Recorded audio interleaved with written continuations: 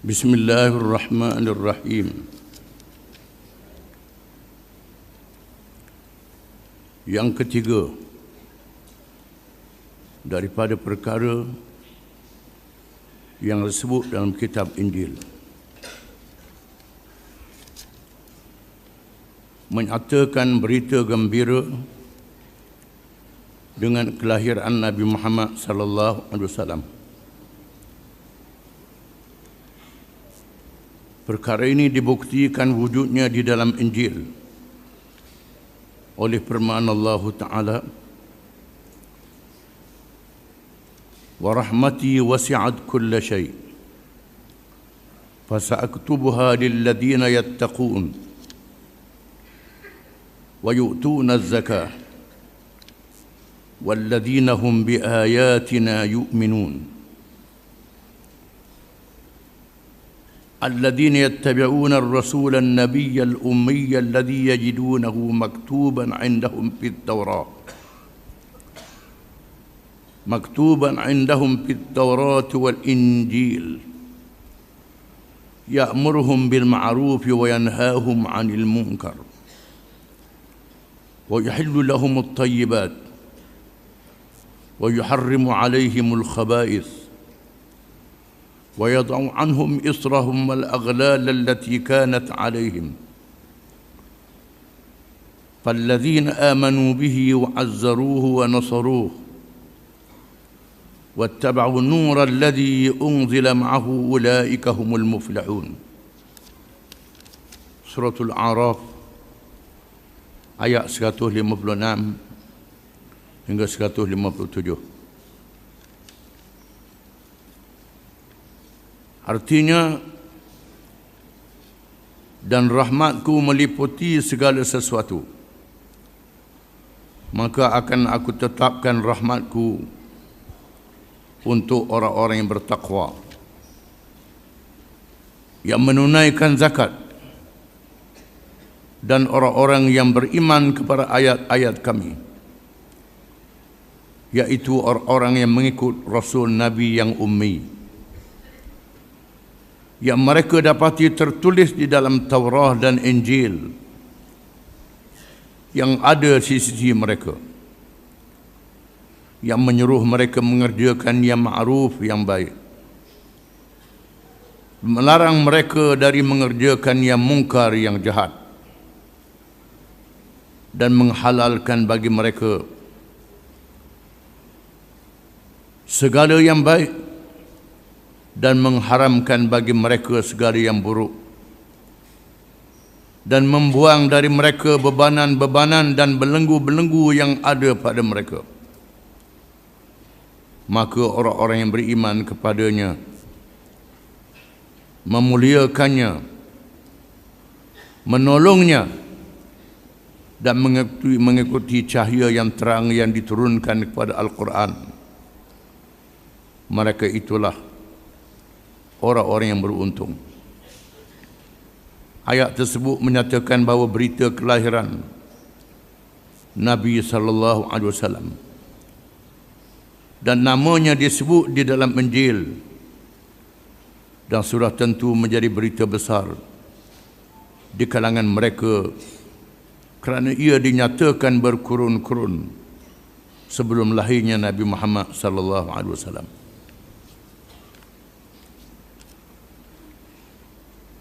Di antara bukti yang disebut dalam kitab Injil yang tidak dihapuskan, yang masih ada, ialah berita kelahiran seorang Rasul selepas Isa AS. Rasul itu tidak lain dan tidak bukan ialah Muhammad sallallahu alaihi wasallam. Sebagaimana disebut dalam kitab Taurat, bahkan mereka yang mengkaji perbandingan agama menemui berita itu disebut dalam kitab Wida agama Hindu, dalam kitab agama Buddha, dalam kitab agama-agama yang lain. Kerana asal agama ialah Islam. agama Nabi Adam alaihi salam. Adapun agama-agama yang lain, ada agama yang diubah, yang dipinda daripada Islam selepas nabi-nabi sudah wafat, sudah mati, dan agama yang direka dan dicipta oleh akal manusia sendiri, agama yang sesat. Islam adalah agama yang asal. Oleh kerana Islam agama yang asal, sebahagian daripada saki-baki Islam itu masih tertinggal di dalam kitab-kitab agama-agama zaman dahulu. Di antaranya ialah berita kelahiran Nabi akhir zaman Muhammad sallallahu alaihi wasallam, yang disebut dengan perkataan Muhammad dalam bahasa masing-masing. Dalam bahasa Arab Muhammad, dalam bahasa Latin lain, bahasa Greek lain, bahasa Ibri lain, bahasa Sanskrit lain. Tapi maknanya orang yang dipuji. Yang dipuji Ahmad, Mahmud, Muhammad. Orang yang dipuji disebut dalam kitab-kitab ini, menandakan wujud berita kelahiran Nabi Muhammad SAW dalam kitab-kitab agama itu. Bahkan dalam kitab tafsir diriwayatkan bagaimana dua orang padri yang musafir di padang pasir, padri Kristian, yang sudah mendapat isyarat dan alamat sudah lahirnya Nabi akhir zaman Muhammad sallallahu alaihi wasallam. Dia musafir, merantau mencari. Akhirnya bertemu dengan Yathrib, iaitulah bandar Madinah, ketika Nabi SAW sudah berhijrah. Dia beritahu kepadanya bahawa sudah ada Rasul yang berhijrah di situ. Lalu kedua padri ini datang ke Madinah, menemui Nabi SAW dan bertanya kepadanya apakah saksi yang paling besar di sisi Allah Subhanahu wa taala. Lalu Allah menurunkan ayat yang diwahyukan oleh malaikat Jibril alaihi salam. Ayat yang kita baca dalam wirid sembahyang. Syahidallahu annahu la ilaha illahu wal malaikatu ulul ilm qa'iman bil qist. La ilaha illa huwal azizul hakim. Inna din 'indallahi al-Islam. Allah menjadi saksi dengan sendirinya bahawa tidak ada Tuhan malaikat dia. Tidak ada Tuhan malaikat dia sahaja. Allah menjadi saksi. Dan menjadi saksi juga oleh malaikat. Malaikat menjadi saksi bahawa tidak ada Tuhan yang sebenar malaikat Allah. Dan ulul ilm, ulama-ulama menjadi saksi bahawa tidak ada Tuhan yang sebenar malaikat Allah. Yang menegakkan, yang adil, Tuhan yang maha perkasa lagi maha bijaksana. Sesungguhnya din di sisi Allah ialah Islam. Lalu kedua-dua padri ini mengucap dua kalimah syahadah dan masuk Islam, kerana mengetahui sebenarnya itulah Rasul yang dilantik oleh Allah Ta'ala. Hari ini ada orang Islam yang bodoh masuk Kristian. Pusing, bodoh, yang bodoh masuk Kristian. Orang Kristian yang mengkaji dengan ikhlas masuk Islam. Kita orang Islam yang bodoh pusing ke Kristian. Pusing ikut pengaruh dia, ikut ajaran dia, ikut cara-cara dia, ikut undang-undang dia, ikut peraturan dia. Sedangkan orang Kristian di Barat sudah bosan dengan agama Kristian. Bertemu bahawa agama Kristian ni agama yang mengarut, agama yang tak betul. Kita sini dia duduk ikut, duduk berasa maju sangat, buka aurat macam-macam ikut orang Kristian buat. Orang Kristian di Barat tu tahu dah agama dia tak betul. Kita mesti legak ikut sesat dia pula. Jadi begitu, itulah dunia ni berpusing. Jadi pusing begitu dunia ni. Di mana Taurat dan Injil menyebut Nabi akhir zaman itu menyuruh kepada yang baik, mencegah kemungkaran. Yang baik disuruhnya, yang mungkar disegahnya, dan menghalalkan yang baik-baik. Yang baik-baik dihalalkan, yang tak baik diharamkan. Arak diharamkan, babi diharamkan, judi diharamkan, riba diharamkan. Orang Kristian yang menyeleweng pula menghalalkan babi, menghalalkan arak. Kononnya nak tarik orang muda-muda mari ke gereja, tak apa minum arak di gereja. Nak tarik orang ajak makan babi sama orang suka makan babi. Perkara ini diharamkan oleh agama mereka. Dan ada orang yang mengkaji agama mereka mendapati yang teguh ialah Quran, Islam. Yahudi, Kristian, Hindu, Buddha habis jadi hanyut. Tak mengikut asas agama yang benar yang dibawa oleh Nabi-Nabi dan Rasul-Rasul alaihi wassalatu wassalam, yang tegak di atas la ilaha illallah, tiada Tuhan yang sebenar melainkan Allah, dan menuju ke negeri akhirat. Lepas dunia ada akhirat. Bukan entah dunia dah sedar mati je. Tidak. Lepas mati itu ada lagi ada hari akhirat. Islam yang mengajar perkara-perkara yang macam ini. Agama lain tak ajar. Agama lain ajar mengarut, ajar benda yang tak betul. Yang keempat, menyatakan sifat-sifat sahabat radhiyallahu anhum. Bahkan dalam Injil disebut sifat-sifat sahabat Nabi. Nabi itu disebut sifat-sifatnya. Disebut sifat sahabat-sahabat dia. Perkara ini dibuktikan oleh firman Allah Ta'ala.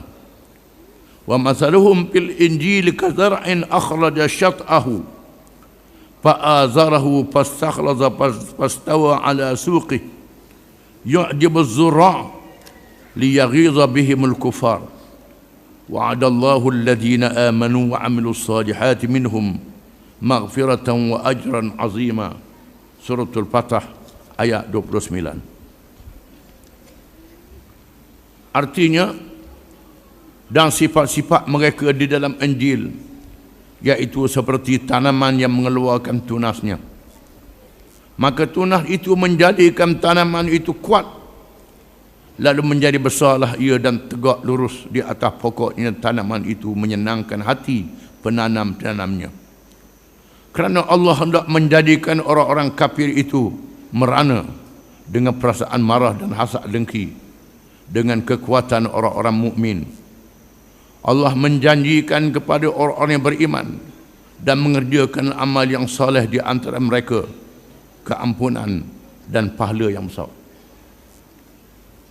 Allah Ta'ala jadikan agama Islam tak macam agama lain. Agama lain jadi pupus. Mula-mula hanyut, lepas tu pupus, jadi hilang. Agama Islam tidak. Macam pohon kayu yang kuat, yang teguh, yang gagah. Umbinya di dalam tanah, akarnya dalam tanah yang kuat, di mana batangnya naik, lepas tu tumbuh pula tunah di kiri kanan dia. Tumbuh tunah anak di kiri kanan dia, yang berhubung dengan batang yang kuat. Tunah ni subur pula, mengembirakan penanam-penanam dia. Walaupun dicantah batang dia, tak mati pohon itu, tumbuh tunah pula. Kerak dahan dia, tumbuh tunah pula. Ini kekuatan yang ada pada Islam, yang tak ada pada yang lain. Pohon yang tak gerak, bila catah mampus lalu. Pohon ini tidak, dicantah tumbuh tunah dia lagi. Ini sahabat-sahabat radhiyallahu anhum, yang mereka lihat bagaimana sahabat-sahabat yang mengelilingi Nabi SAW, yang menerima ilmu wahyu setelah wafatnya Nabi SAW, timbulnya Khulafa' Rasyidin yang menyambung perjuangan Nabi, yang menyebarkan Islam ke seluruh pelosok dunia. Mati sahabat-sahabat pula, naik tabi'in yang mengikut langkah orang yang dahulu, naik kerajaan Islam, jatuh kerajaan Islam, ada kumpulan Islam yang menyambung perjuangan sehinggalah Allah Ta'ala nak mengkiamatkan dunia. Bila nak kiamat dunia, Allah Ta'ala matikan ulama-ulama, orang alim dimatikan. Tak ada lagi orang yang tahu agama, habis, tak ada orang Islam, maka dunia dikiamatkan oleh Allah Ta'ala. Berlaku kiamat yang menghancurkan dunia seluruhnya. Di mana Islam ini hidup selagi dunia belum kiamat. Ini dijamin oleh Allah Ta'ala, dan Allah Ta'ala sebut sifat sahabat-sahabat Nabi yang menyambung perjuangan. Disebut dalam Injil. Dan sebab itu ada orang-orang Kristian yang bertemu dengan sahabat-sahabat Nabi masuk Islam, kan melihat sifat-sifat mereka disebut di dalam Injil. Yang kelima, menggalakkan jihad dengan nyawa dan harta benda. Menggalakkan jihad iaitulah berjuang, mengorbankan nikmat yang diberi oleh Allah, nyawa, tenaga, harta benda, ilmu dan segala-gala nikmat disumbangkan untuk memenangkan agama Allah, meninggikan agama Allah, kemudian sanggup menghadapi kesusahan dan kepayahan, tidak menyerah kalah. Bukan saja di penjara tak jadi apa, di buat negeri tak jadi apa, bahkan dibunuh pun tak jadi apa. Ini sifat jihad yang disebut dalam Taurah dan Injil yang ada pada orang yang beriman. Dinyatakan oleh firman Allah Ta'ala, Inna Allah ishtara minal mu'minina anfusahum wa amwalahum bi anna lahumul jannah yuqatiluna fi sabilillahi fayaqtuluna wa yuqtalun wa'dan alaihi haqqan fit tawrat wal injil wal quran wa man awfa bi'ahdihi min Allah fastabshiru bi bai'ikumul ladzi bay'atum bih wa dzalika huwal fawzul azim. Surah Taubah ayat 111. Artinya sesungguhnya Allah telah membeli dari orang-orang mukmin diri dan harta benda mereka dengan memberikan syurga untuk mereka. Mereka berperang perjalanan Allah, lalu mereka membunuh atau terbunuh. Mereka membunuh dan dibunuh orang. Janji yang benar dari Allah di dalam Taurah dan Injil. Dan siapakah yang lebih menepati janji selain dari Allah? Yang menepati janji selain daripada Allah. Maka bergembiralah dengan jual beli, dengan bai'ah. Bai'ah dia, sebut pasal bai'ah. Jual beli, bai'ah yang telah kamu lakukan itu, dan itulah kemenangan yang besar. Ayat ini menyebut tentang jihad dan menyebut tentang bai'ah. Bai'ah apa?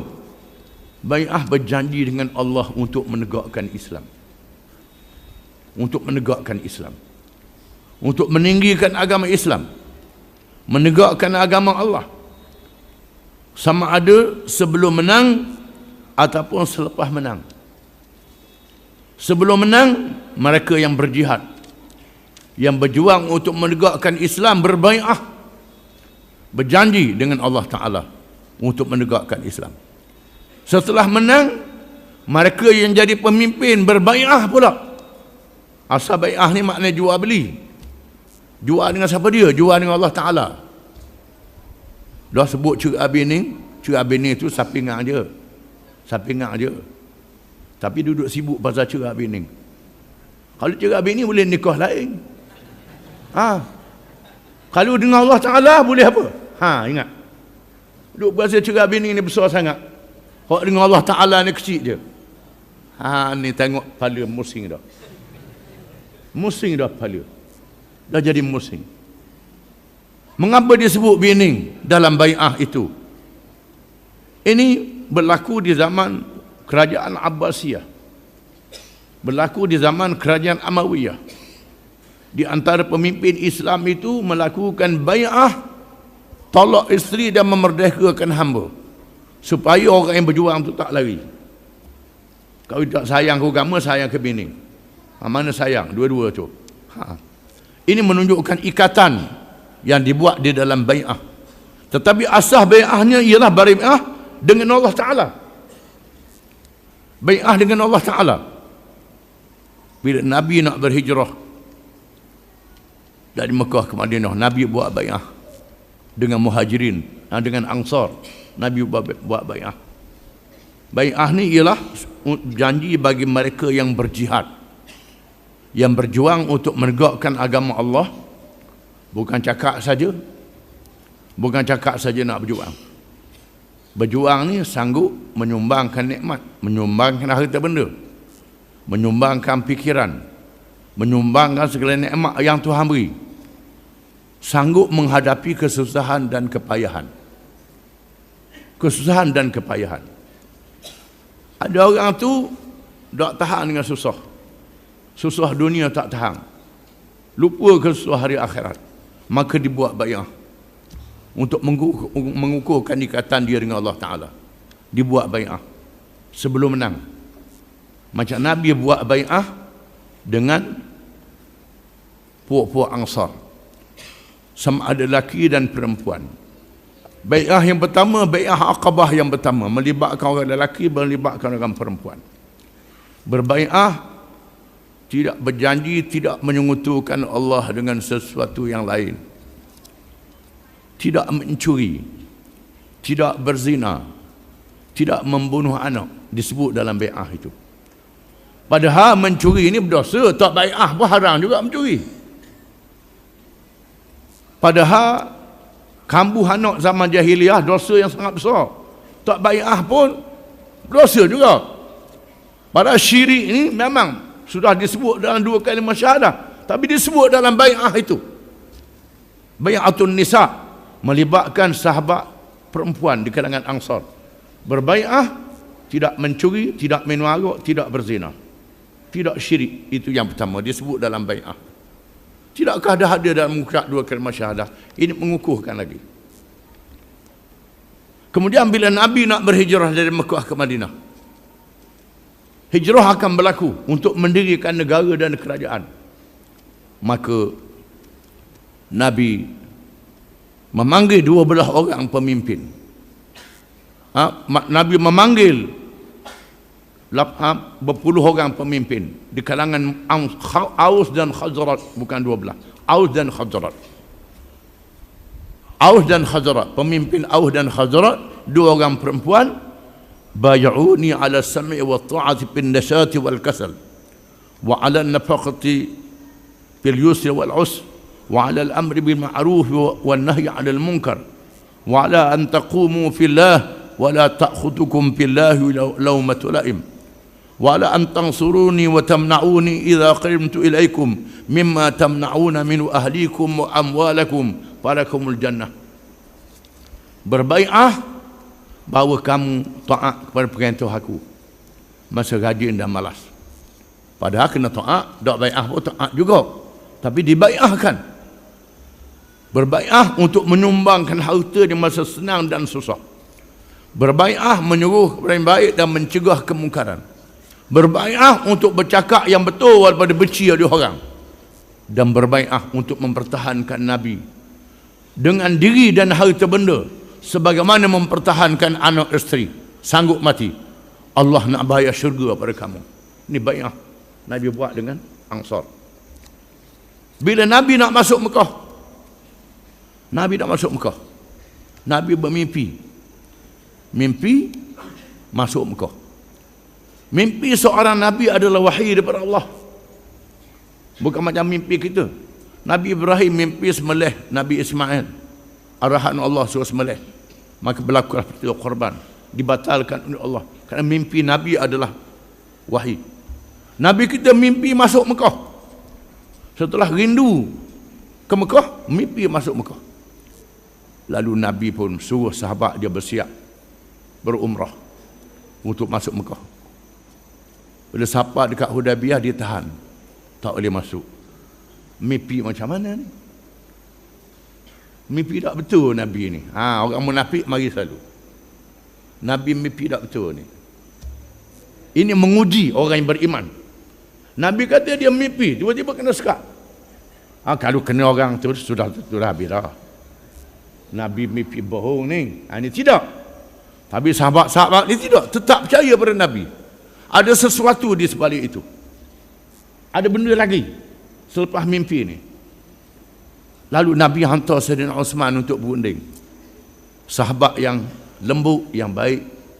Sudah tentulah orang lembut, orang baik ni bila hantar bukan nak berperang, untuk berdamai.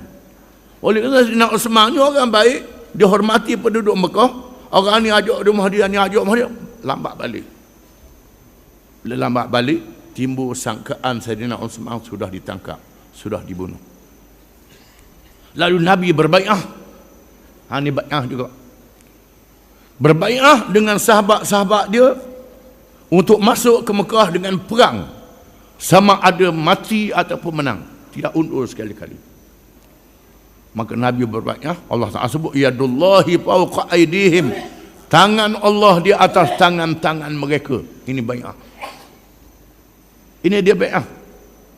Dan di sana ada orang munafik nusuk di belakang unta, tak pergi bai'ah, dia ikut juga bergarak, nusuk di belakang unta. Tuhan dedahkan, dia dedahkan. Bukan ahli kitab sebut nama orang munafik itu, Tuhan dedahkan. Ini menapis mereka yang iman dia tak betul. Mimpi Nabi tak betul, tak boleh cek dia dah. Tapi tidak, sahabat-sahabat sanggup berbai'ah dan sanggup mati. Allah Ta'ala sebut yadullahi fawqa aydihim radhiyallahu anhum wa radu'an. Allah Ta'ala redha pada mereka dan mereka redha kepada Allah. Lebih kurang 1000 orang sahabat yang berbai'ah ini disebut dalam Quran diredha oleh Allah Ta'ala. Ini kehebatan mereka. Dibuat perjanjian Hudaybiyah, tak dibenarkan masuk ke Mekah pada tahun ini, kena masuk pada tahun depan. Mimpi macam mana ni? Tahun depan boleh masuk, lepas tu Mekah dibuka. Allah Ta'ala nak uji percaya tak percaya dengan Islam. Ini bai'ah. Bila Nabi mati, lantik Sayyidina Abu Bakar jadi khalifah. Abu Bakar dia bai'ahkan oleh sahabat-sahabat menjadi khalifah. Bai'ah untuk melaksanakan hukum Allah. Berbai'ah untuk melaksanakan hukum Allah. Allah kata, ati'uni ma ata'tu Allah wa rasulah. Fa iza asaitu Allah wa rasulahu fala ta'ata li alaikum. Taat kepada aku selagi aku taat Allah Rasul. Kalau dah taat Allah Rasul, dengan taat pada aku. Ini bai'ah Sayyidina Abu Bakar. Sayyidina Umar bai'ah, Osman bai'ah, Sayyidina Ali bai'ah. Ada bai'ah khusus. Ikrimah bin Abu Jahal. Ikrimah ni anak Abu Jahal. Ikrimah ialah anak pada Abu Jahal yang masuk Islam. Dia masuk Islam, Ikrimah ni. Dia masuk Islam dan menjadi sahabat yang setia. Ayah dia Abu Jahal, Ikrimah bin Abu Jahal, dan Ubah bin Abdullah. Orang Melayu kalau masuk Islam bin Abdullah lalu. Kalau ada orang bukan yang masuk Islam, bin Abdullah, oleh Ubah bin ayah dia. Ini tak Ikrimah bin Abu Jahal, macam-macam. Nama sahabat-sahabat Nabi bin Abu Lahab. Ayah kepala kafir, anak Islam. Tak buang bin tu. Kita tak tahu orang Melayu ni dia ambil mengajar mana, tak tahu. Tapi tak apalah, dah jadi gitu, kan gitulah. Jabat agama apa pakai gitu juga. Ikrimah ni, oleh kerana ayah dia sangat kafir dan dia kuat menentang Islam dan dia masuk Islam, dalam peperangan dengan Rom, iaitulah 30,000 tentera Islam menghadapi 1 juta tentera Rom. Satu riwayat kata 1 juta, ada riwayat kata 500,000, 800,000 yang boleh besar 1 juta tentera Rom. Tentera Islam 30,000 saja. Macam mana nak lawan 30,000 dengan 1 juta tentera musuh? Maka dengan kepintaran Khalid bin Walid radhiyallahu an, dalam peperangan Al-Yarmouk, di Jordan ada Yarmouk, nama tempat Yarmouk. Kalau dilihat Yarmouk ini, dilihat bagaimana kepintaran Khalid bin Walid radhiyallahu an dan mengatur strategi perang. 30,000 boleh mengalahkan 1 juta tentera musuh. Bila dia yang awalnya dia berkubu di Syam, di Syria, bila Rom mari 100,000 dia undur. Undur bukan lari, undur nak tipu. Undur nak tipu. Dia undur, sebahagiannya undur bukit ni, undur bukit ni, undur bukit ni. Tentera Rom yang ramai kejar, kerja-kerja habis duduk bawah bukit mereka. Bila semua tentera musuh duduk bawah bukit, maka dilancarkan serangan balas. Maka 1 juta tentera Rom dapat dikalahkan oleh 30,000. Orang akan melihat, menakjubkan bagaimana kepintaran tentera Islam. Ikrimah bin Abu Jahal ini, cerita dia, apabila satu pasukan tentera Rom menyerang tentera Islam, menyebabkan tentera Islam tu purak-peranda, berundur. Lalu Ikrimah mengajak rakan-rakan anggota dia berbaiat untuk mati. Dia buang perisai, buang sarung pedang, tinggal pedang saja. Tidak ada penyanggut lagi. Menandakan apa? Menandakan sanggup mati. Mari, bai'ah dengan aku. Nak mati dengan aku sekali. Maka marilah dalam 400-500 orang berbai'ah dengan dia. Ini bai'ah. Bai'ah untuk mati. Ini bukan bunuh diri. Orang kata bunuh diri. Tidak. Berbai'ah untuk mati. Mati apa? Mati syahid. Kerana apa? Kerana iman dia sudah percaya. Lepas mati dia masuk syurga lalu. Kita ni bersalah, ya kedok. Itu jadi takut tu, ya kedok. Ini tidak. Dia mengajak berbai'ah. Maka marilah berbai'ah dengan dia. Berbai'ah berapa ratus orang saja. Dia terus mara ke dalam tentera musuh. Dengan gagah berani, tentera Rom berundur dan menyelamatkan tentera Islam mati. Ini dia. Itu bai'ah. Bai'ah khusus dia nak makan. Itu bai'ah. Surat khabar dia sebut pasal bai'ah. Jangan ngaji dengan surat khabar. Jangan ngaji dengan Facebook, ngaji dengan kitab. Kena ngaji dengan kitab. Faham ni? Kita bai'ah juga. Tiap-tiap orang nak jadi calon, kita bai'ah. Bai'ah tidak akan khianat kepada perjuangan Islam. Parti yang menegakkan Islam. Selagi perjuangan Islam itu dia bawa, tak boleh khianat. Kalau khianat, dilaknat oleh Allah, dilaknat oleh Rasul, dilaknat oleh semua yang melaknat. Ayat ni mana besar dengan cerita bini. Ayat laknat ni mana besar dengan cerita bini. Ada orang dia kata laknat ni tak apa. Dah dia kata apa, bini rasa sayang lagi. Ada orang begitu. Allah lah. Ini dia makna bai'ah yang kita kena faham. Itu bai'ah di dalam Islam. Jadi selagi tegak di atas Quran dan Sunnah, di atas ajaran Islam, teguh dengan bai'ah. Kecuali ada bukti bercanggah dengan Quran, bercanggah dengan hadis Nabi, bercanggah dengan ijma' ulama' dan qiyas, bercanggah dengan hukum yang ada dalam Islam. Kena tahu apa dia percanggahannya, barulah boleh kita langgar. Kalau tegak di atas hukum, maka mesti di atas hukum, di atas syariat ini. Dalam hal ini kita kena setia kepada Islam. Oleh itu wajiblah kita beriman dengan Injil yang sebenarnya diwahyuk kepada Nabi Isa AS. Itu perkara yang disebut dalam Injil, termasuklah perkara bai'ah disebut juga dalam kitab Injil. Wallahu a'lam.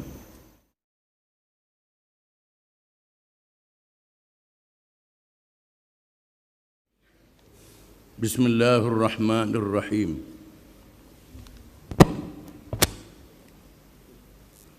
Injil yang ada sekarang,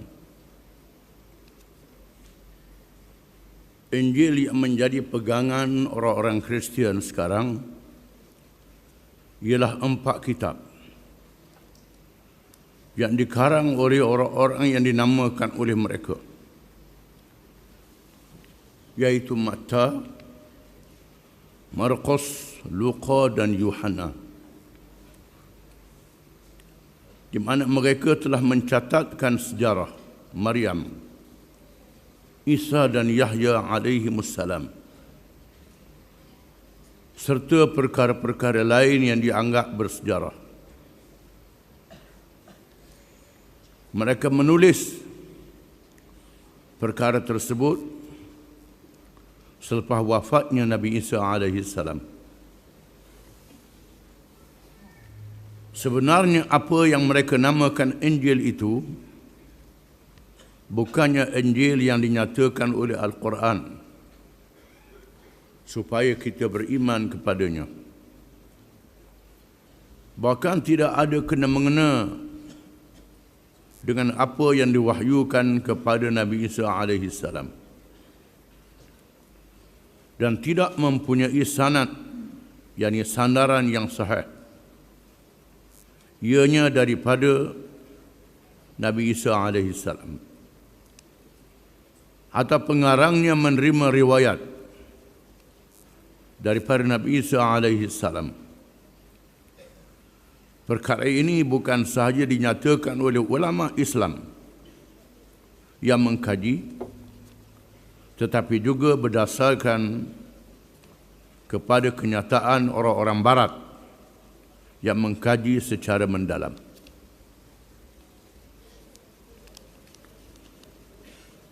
Kita perlu tahu dan kena tahu bahawa kitab Injil ataupun Bible yang dipegang oleh orang-orang Kristian pada hari ini bukannya Injil yang asal yang diwahyukan kepada Nabi Isa alaihi salam. Injil yang dipakai oleh orang-orang Kristian pada hari ini adalah rekaan manusia, karangan manusia, orang-orang yang dinamakan. Di antaranya yang dia sebut tadi, iaitulah Matta, Markus, Luka dan Yohana. Injil yang satu menjadi 4 Injil.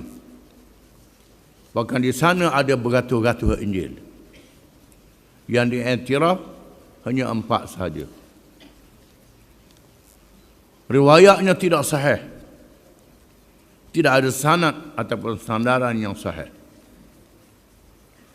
Berbeza dengan kitab suci Al-Quran yang dipelihara oleh Allah Ta'ala, di mana sanadnya, sandarannya sahih. Diriwayatkan oleh para ulama dengan riwayat yang mutawatir dan sahih. Sahih dengan makna tiap-tiap orang yang meriwayatkan Quran itu berijazah, menerima daripada gurunya yang diketahui namanya, Sianu bin Sianu. Bukan saja ilmunya, bukan akhlaknya, perangainya tidak pernah berbohong, tidak fasik. Orang yang warak, yang kuat berpegang dengan agama, yang ada maruah yang tinggi, yang tidak tunduk kepada sesiapa. Itulah kitab suci Quran yang kita terima pada hari ini. Riwayatnya sahih, walaupun ada beberapa qiraat, bacaan yang berbeza di kalangan ulama-ulama itu. Kerana berbezanya, orang yang membaca di hadapan Nabi SAW.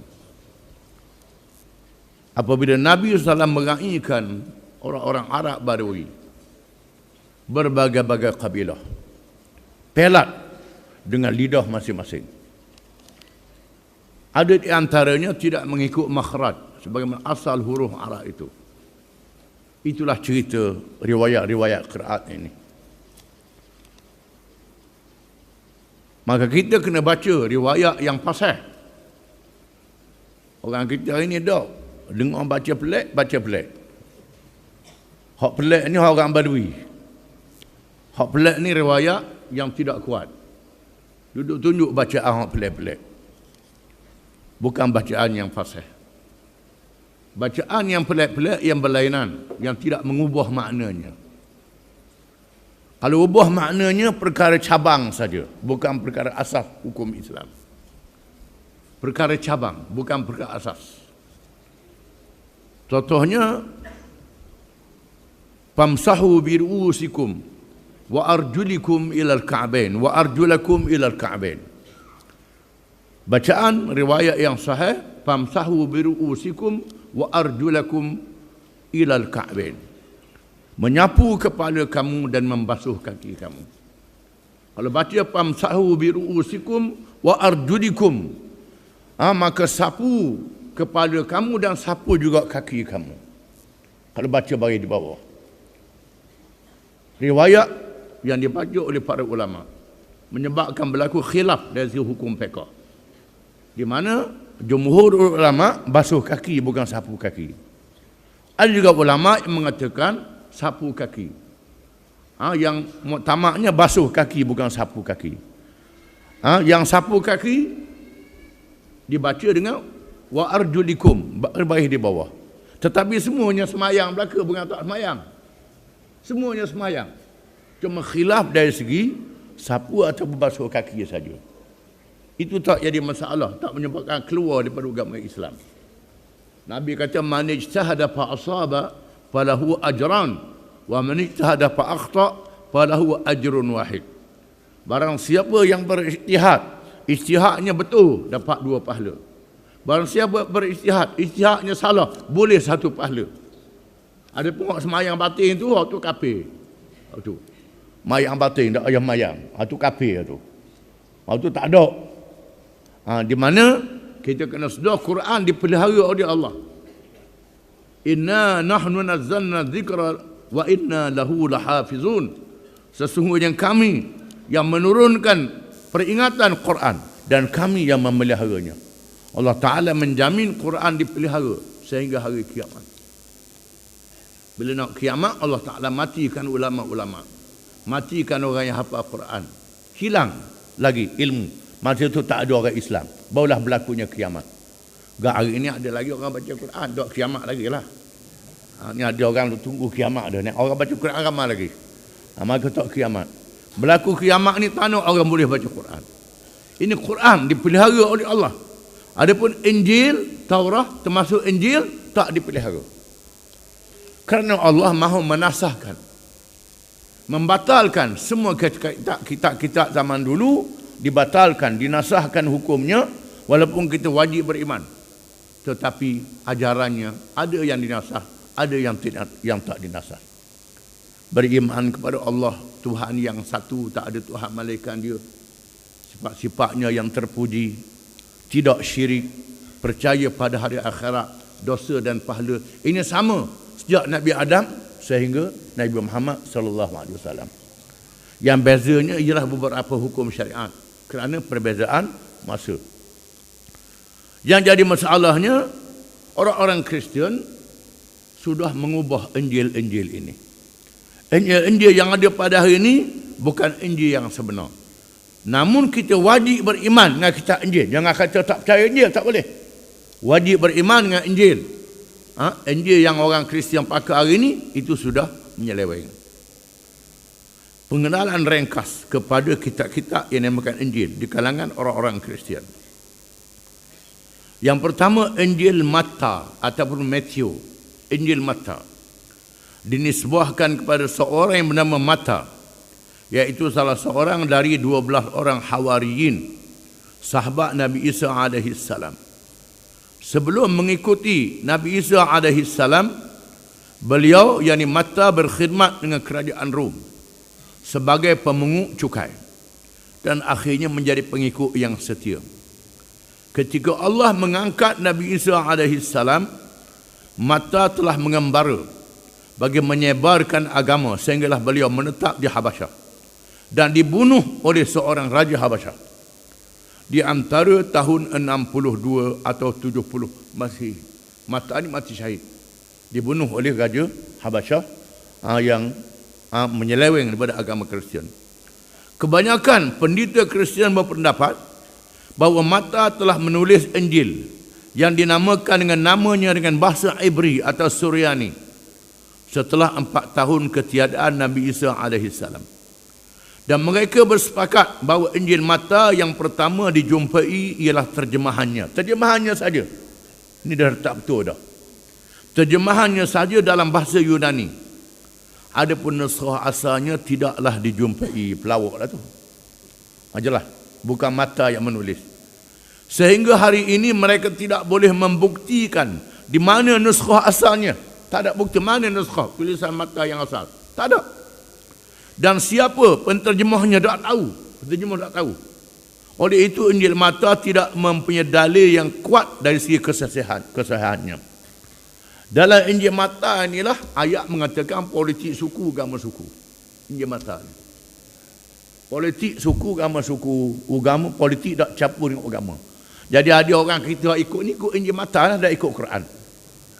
Tu kena faham boleh ni. Injil Matta yang dipakai oleh orang Kristian, iaitulah di antaranya politik, suku, agama, suku, sains, suku, agama, suku, ekonomi, suku, agama, suku. Memisahkan urusan dunia dengan urusan agama. Tak ada kena mengena dengan Matta. Diambil nama Matta saja. Yang kedua, Injil Markos. Bukan Markos Filipina amati tu. Ini lain, nama serupa mungkin. Injil Markos. Mereka berkata nama asal pengarangnya Yohana. Tetapi dia digelarkan dengan Markos. Dia bukan dari kalangan Hawariyin.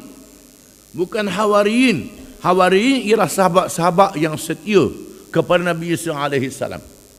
Tuhan sebut dalam Quran, Ya ayyuhalladzina amanu kunu ansarallah. Kama qala Isa ibn Maryam lil hawariyin. Man ansari ila Allah. Qala al hawariyuna nahnu ansarullah. Wahai orang-orang yang beriman, jadilah kamu sebagaimana Hawariyin, sahabat-sahabat Nabi Isa AS. Apabila Nabi Isa berkata, siapakah kalangan kamu yang sanggup menjadi penolong-penolong aku dalam berjuang untuk menegakkan agama Allah? Lalu Hawariyin berkata, kamilah. Ni bai'ah ni, bukan sumpah ni, bai'ah ni. Orang kata bai'ah ni lah dia. Lain dengan sumpah, kena faham. Bai'ah ni janji untuk berjuang. Kamilah orang yang sanggup menegakkan agamamu. Berjuang untuk menegakkan agamamu. Hawariyin mengatakan demikian. Jadi Tuhan suruh kita ikut Hawariyin. Hawariyin ni ialah sahabat-sahabat Nabi Isa yang diriwayatkan 12 orang, semuanya tak ramah. Bila Nabi Isa dikepung oleh tentera Herodos. Setelah tentera Herodos, raja Yahudi, membunuh Nabi Yahya, disembelihnya Nabi Yahya. Kerana dia minta Nabi Yahya halalkan dia berkahwin dengan anak tiri dia. Sedangkan berkahwin dengan anak tiri haram mengikut syariat dia, syariat kita pun haram juga, sama saja. Tapi raja kenang ke anak tiri dia. Anak tiri dia lawa sangat, nak ke anak tiri. Mak tiri dia pun nak suruh kahwin dengan anak dia.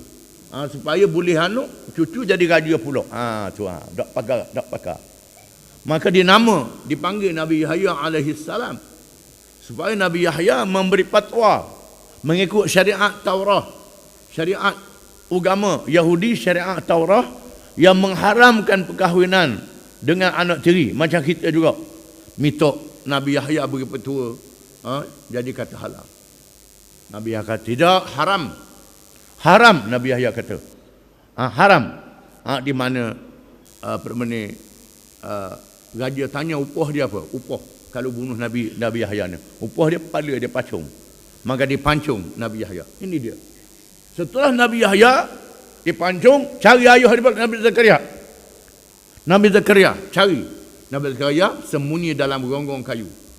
Maka digergajikan kayu itu, terbelah dua Nabi Zakaria. Cari Nabi Isa pula. Allah Ta'ala menyelamatkan Nabi Isa AS.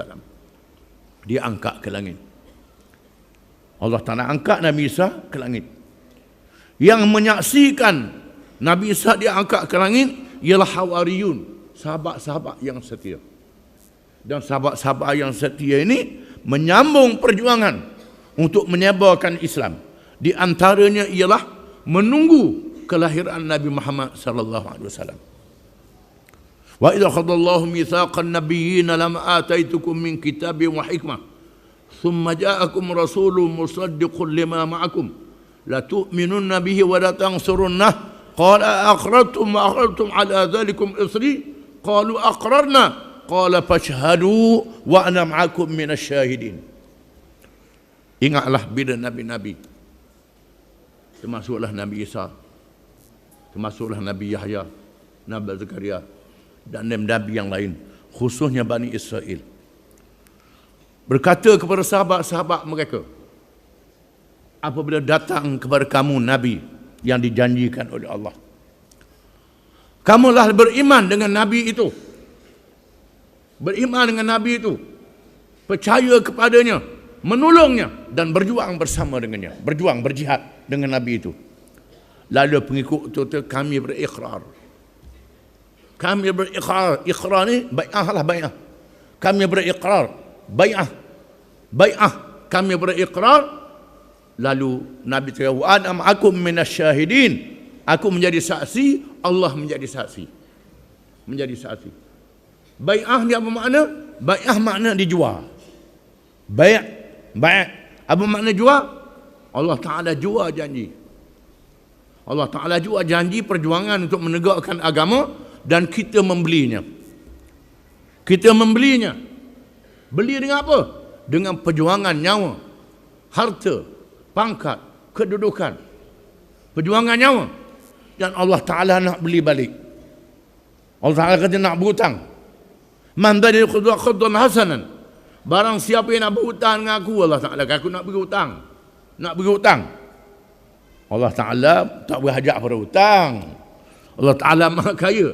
Allah Ta'ala aku nak berhutang. Siapa dia nak berhutang? Orang yang sanggup serah diri dia, harta dia, nyawa dia, berjanji dengan Allah nak jual, berhutang, maka Allah Ta'ala bayar hutangnya pada hari kiamat. Ini bai'ah. Bai'ah ni tak boleh bawa ke mahkamah Tok Qadi. Tak boleh bawa ke mahkamah Tok Qadi. Ini dia. Ini. Kena faham. Inilah yang dibuat oleh sahabat-sahabat Nabi SAW yang dikenali dengan Hawariyin. Hawariyin, tadi kita baca Matta dibunuh di Habasyah. Dan banyak lagi yang dibunuh. Markos, mereka kata nama asal pengarangnya Yuhana, tetapi dia digelarkan dengan Markos. Dia bukan dari kalangan Hawariyin, bila berasal dari seorang Yahudi. Seorang Yahudi, Nabi Isa pun Yahudi juga.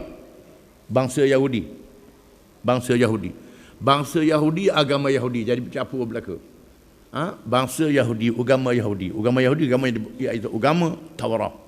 Bangsa Yahudi, bangsa keturunan Bani Israel, anak cucu Nabi Yaqub, yang musafir beserta Nabi Isa.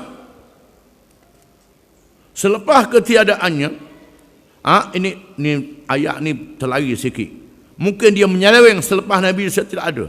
Beliau ialah anak saudara kepada Barnabas, salah seorang Hawariyin, anak saudara Barnabas.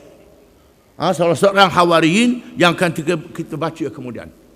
Tetapi beliau juga menjadi pengikut pada Paul ataupun Paul. Bol, dalam bahasa Arab sebut Bol, orang putih kata Paul. Arab tak boleh sebut P. P jadi B. P dalam bahasa Arab tu F. Maka P jadi Bol, yang dianggap mujahid agama Kristian. Sebenarnya seorang pengkhianat yang memesongkan ajaran Nabi Isa AS. Markah juga membara untuk menyebarkan agamanya. Akhirnya beliau menetap di Mesir, kemudian dipenjara, diseksa dan akhirnya dibunuh. Para pendeta telah bertelengkah bagi menentukan siapakah penulis Injil Markos yang asal, iaitu dalam bahasa Yunani, bahasa Greek.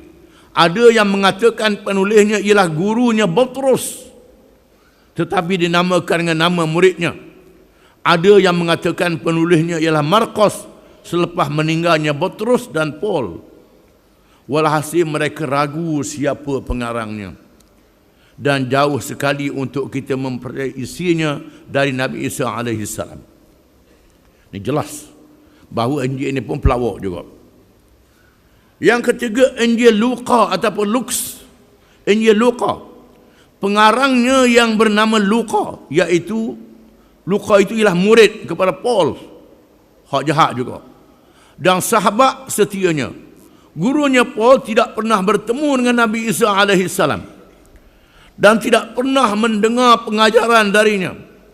Dan jauh sekali muridnya yang bernama Luka itu untuk menerima riwayat yang sebenar dari Nabi Isa AS. Paul ialah seorang Yahudi ataupun Paul seorang Yahudi yang pernah menindas pengikut Nabi Isa AS, kemudian mengubah cara dengan menganut agama Kristian dan mendakwa menerima seruan gaib. Dia mendakwa dia terima seruan gaib, seruan Tuhan, seruan Nabi Isa.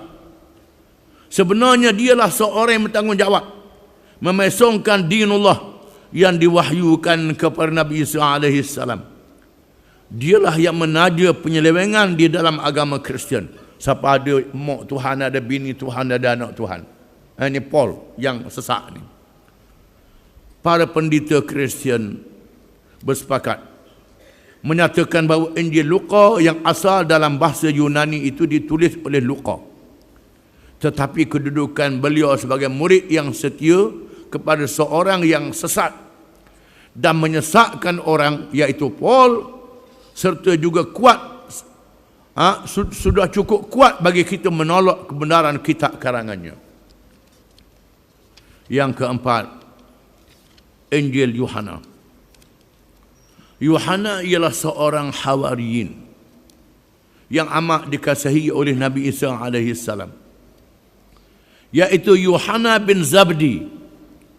Beliau telah dibuang negeri oleh kerajaan di zamannya, kemudian kembali ke Apius dan meninggal dunia di sana kerana sakit tua. Sebahagian besar pengkaji agama Kristian, dikatakan orang-orang Kristian, menafikan bahawa Injil yang dinisbahkan kepada Yohana itu dikarang oleh Yohana bin Zabdi, salah seorang murid Nabi Isa alaihi salam. Penafian ini berlaku di kalangan pendeta abad kedua Masehi. Mereka menganggap Injil Yohana dikarang oleh orang yang lain daripada Yohana. Salah seorang dari kalangan mereka bernama Astadlen pernah menegaskan bahawa Injil Yohana adalah hasil ciptaan para pelajar agama Kristian di Iskandaria, di Alexandria di Mesir. Terdapat satu kenyataan dalam Ensiklopedia Britannica, hasil kajian 500 orang pengkaji Kristian, bahawa Injil yang dinamakan Yohana itu tidak ada kena-mengena dengan Yohana, sahabat Nabi Isa AS. Ia adalah seperti kitab Taurat yang ada di kalangan orang-orang Yahudi yang tidak ada hubungan dengan orang yang dinisbahkan kepadanya, yakni Nabi Musa AS. Di dalam Injil Yohana terdapat penyelewengan akidah yang besar, iaitu menganggap adanya sifat ketuhanan kepada Nabi Isa AS. Na'udzubillah min dzalik. Penyelewengan yang amat bertentangan dengan rukun iman, yang menjadi dasar bersama dan tidak berbeza di kalangan Nabi-Nabi dan Rasul-Rasul alaihi wassalatu wassalam. Termasuk juga Nabi Isa alaihi salam, yang pernah menyatakan bahawa tiada Tuhan yang sebenar melainkan Allah. Isa adalah hamba-Nya dan Rasul-Nya, serta kalimahnya yang dikurniakan kepada bondanya Maryam. Allah Ta'ala jadikan yang kun fayakun, dengan perman, bukan dengan bapa, yang bersih dari melakukan dosa. Oleh itu maka kenyataan Injil yang dinamakan Yohana adalah satu penyelewengan akidah dan fitnah terhadap sahabat Nabi Isa yang setia itu. Wallahu a'lam.